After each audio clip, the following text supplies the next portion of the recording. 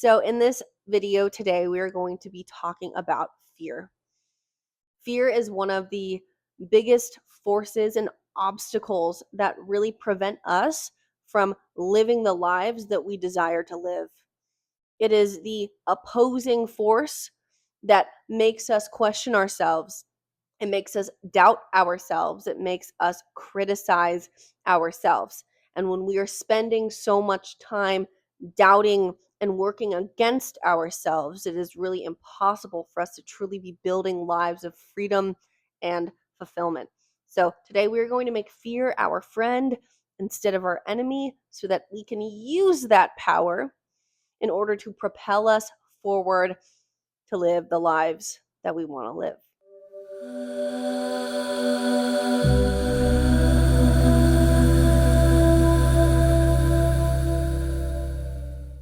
Hello, my name is Hannah Solea. Welcome back to the channel. Welcome to the channel if you are new in this space. We talk about you being the source and the force that empowers your life so that you can truly access the life of your dreams and be the person that you were destined to be. It's really important to first start this video off recognizing that fear is incredibly powerful. There's a lot of energy behind fear. And when we can turn fear around to work in our favors, we're adding all of that power and all of that energy onto ourselves in a forward moving direction instead of a direction that is working against us, right? When you are scared of something, but you at the same time want to do something that you are scared of, you're experiencing a collision of two opposite forces working against each other. And what happens? You stay stagnant. You stay stuck in the same place. So, really, what we're going to be doing today is using fear to our advantage, learning how to leverage all of that energy so that we become more empowered despite the fearful voice in our head. So, back in the day, when we lived on open plains and in jungles and we were really primitive in our way of living, fear was used for a great reason. Fear kept our physical bodies safe from harm. Obviously, if there was a wild animal about to attack you, you needed some fear in order to know that that was dangerous so that you could run the other way and save yourself.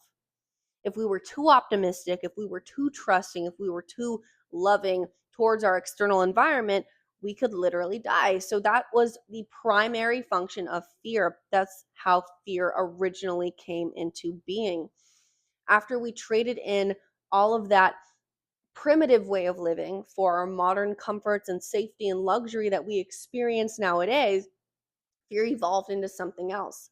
Fear is energy, right? And that energy was used to protect ourselves from physical harm. But after we didn't need it for our environment anymore, fear evolved into a mental and psychological entrapping that started to make the mind work against the human. So, what we're going to be focusing on today is the psychological fear, because there are two types of fear.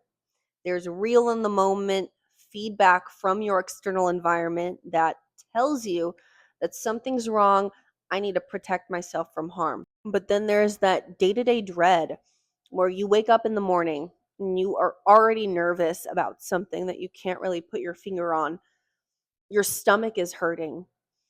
Your heart's racing. Your palms are sweaty, all of those basic fight or flight emotions that we experience. There's not an actual threat outside of us, but we have become scared in our way of living because our mind has become a scary place to exist within. So this is what we are going to be addressing today, is how we can learn to manage this fear-based mentality so that it is not holding you back anymore, so that you don't wake up in the morning feeling afraid of your life, so that you can confidently lend yourself to your life experiences and open yourself up to the miracle of actually being alive. Let's talk about the reason why we even experience psychological fear in the first place. Fear's main initiative is to keep you safe from harm. So it is a protective mechanism, like we have already discussed, but now it's turned psychological and mental. And the way that your mind and your fear within your mind tries to protect you from harm is it tries to keep you small. It tries to keep you from growing and from evolving and from getting out of your comfort zone. So that's probably why, if you're ever trying to do something new, if you're ever trying to challenge yourself, if you're ever trying to get out of that box that you've been living in, if you start to feel nervous, if you start to feel anxious, if you start to doubt yourself and criticize yourself, and you start receiving thoughts that are really mean and negative, that's your mind trying to protect you. And if we can zoom out a little bit and just appreciate and love the intelligence of ourselves, and even though it's negative, even though we wish we didn't have it, our mind is so advanced that it is just trying to keep you safe. So the first step in really resolving this internal conflict of making fear your enemy is knowing that it is just trying to keep you safe. So that we can begin to love that. We can begin to appreciate and respect that. We don't need to listen to it though. Had to take a second to let the good sense in. All right, let's continue. So, a really easy way to make fear lose its grasp over you is to begin to understand how fear is going to appear inside of your mind. It's going to look like self-criticism. It's going to look like shame. It's going to look like guilt. It's going to look like questioning your ability to amount to your potential, questioning if you are enough, if you are even capable of doing the things that you desire most. That is the force of fear becoming oppositional, trying to keep you small and trying to keep you safe. And so just understanding and becoming aware that this is what the fear looks like when it crops up in my mind, we are going to be able to create a neutral term for that fear. Just be like, oh, that is just the force of fear trying to keep me small. But because I am greater than my fear, because I understand that I was put on this planet to do amazing things, to amount to all of my greatness, I'm not going to listen to a force that is trying to hold me back and keep me stuck in the same place. So it's really your choice. Once you become aware of what fear is trying to do to you, it's trying to keep you safe, but it's trying to keep you stuck. So, as the master of your life, as the commander of all of your feelings and all of your thoughts, where you always have the choice to either accept, reject, and move forward or move backwards based off of what you allow yourself to do. When fear pops up in your mind, you recognize it, you don't fight with it, and then you keep it pushing. That's all you have to do, because you are the master, you are the power behind all of the fear that is coming up inside of you. So, psychological fear. It's a little annoying, I understand, but something that we are really going to master today is learning how to develop a functional and healthy relationship with that fear so that it is not something that is oppressing you. Your power lies in understanding that fear is simply energy. Fear is an emotion that pops up when you get a thought in your head that is harmful, that is working against you. And so we're going to be talking now about how to manage psychological fear and some different skills and techniques that you can start using today to really become the master and the true handler of your mindset and your emotions. A technique that is really going to assist you in being the controller of your feelings and not allowing emotions and fear to hold you back from taking the actions that you want to take in your life to get where you want to go is reparenting. For example, if a fear pops up inside of you that says, oh my gosh, I'm so nervous for my job interview. What if I fail this interview? What if I never have enough money to support myself? What if I can't find a job ever again? Just security fears, fears about your state of living. Then you would assume the role of a wise, calm, and mature parent looking at that fear and saying, I understand why you feel afraid, but I'm here to tell you that you are outstandingly intelligent. You are so skilled and you are so capable of everything that you imagine.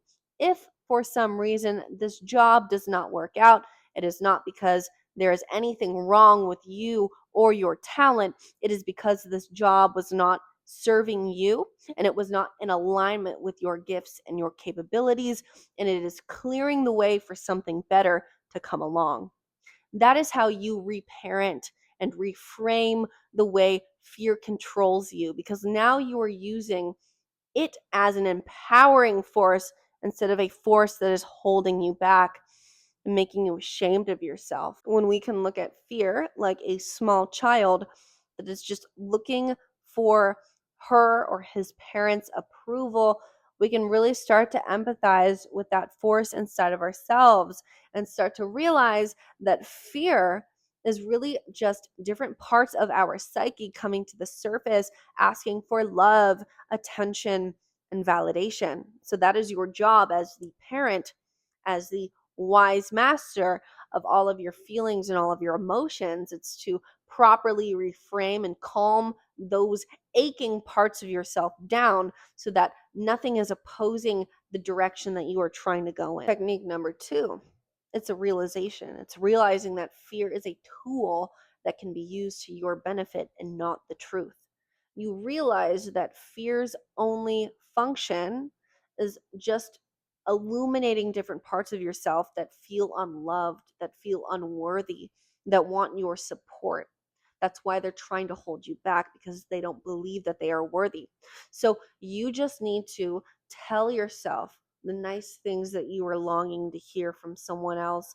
You look out into the world and expect validation from other people. But what fear is really teaching you is how to self validate and self soothe yourself so that you have built a real inner temple of self sufficiency, of independence, and of love. When you soothe yourself and when you manage your fear properly, you become a whole person. When you're operating from different fractalized parts of yourself that are afraid, you are operating in insecurity and in doubt and in powerlessness. So, in order to really feel powerful and to wake up feeling confident, in order to wake up not feeling oppressed by the world, but as the force that commands the world to obey, it is really important to integrate all of these different aspects of yourself within yourself so that you are operating inside of your life as a whole, total, and complete human being. Something else that's really important to note, and in my opinion, the most powerful takeaway for me in my journey with fear, is realizing that there is only one truth in this world. All religions discuss it, all spiritual traditions discuss it. If any human being has a moment of true contemplation of the mystery and the meaning of life, we all come back to the one resounding fact that love is literally the only thing that is real. And so, love is truth, and fear is truth's inversion. It seems like in the world that we live in nowadays, there are two opposing forces. There's good, there's evil, there's love, there's fear. But it's literally only light and it's shadow. So it's really important to recognize that everything in life is meant to be approached from a place of love. You are supposed to approach yourself from a place of love. If fear comes up in your mind, you are supposed to approach that fear from a place of love, because love is the truth. So that is so important to just clarify inside of yourself so that you don't get lost and confused and entangled with the endless soap opera that fear and doubt and insecurity will make you go on. I believe that fear is a sacred messenger that is tasked with the function of illuminating all of the parts of life and of you that do not feel loved, so that you can then love those parts of yourself, return yourself back to the truth and the unity that comes from being love.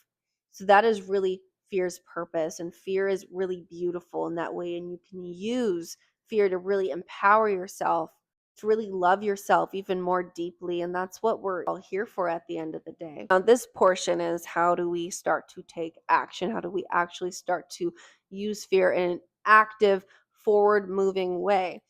And the way that we do this is you do the opposite. If fear is telling you that you are nervous about public speaking, go and public speak. If fear is telling you not to send that email because you're afraid that it might trigger people, you better send that email. You better stand up for yourself. If fear is telling you anything of the sort, you must do the opposite in order to counter the effects of fear trying to keep you stagnant and stuck in the same place. You have to move forward. You have to take action. And we take action and move forward by doing the opposite of what the fear is telling us to do. So, that is the most practical takeaway of how to use fear to move yourself forward. At the end of the day, the meaning of life is to love, and it is to evolve and grow and expand and reach the heights of your potential. Fear, when we are not aware of its true purpose, seems like an obstacle. It seems like a barrier. It seems like a block that's keeping us from living the life that we desire. But when we really look closely into what fear is telling us, it's really helping us love ourselves more. It's helping us become the most powerful versions of ourselves. And it's helping us really rid ourselves of anything that is going to keep us small and keep us in place in our life so that we really can evolve and reach the heights of our unlimited and infinite potential. So that is all I have for you today. I love you so much, and I cannot wait to talk to you and see you and share love with you in the next video. Bye.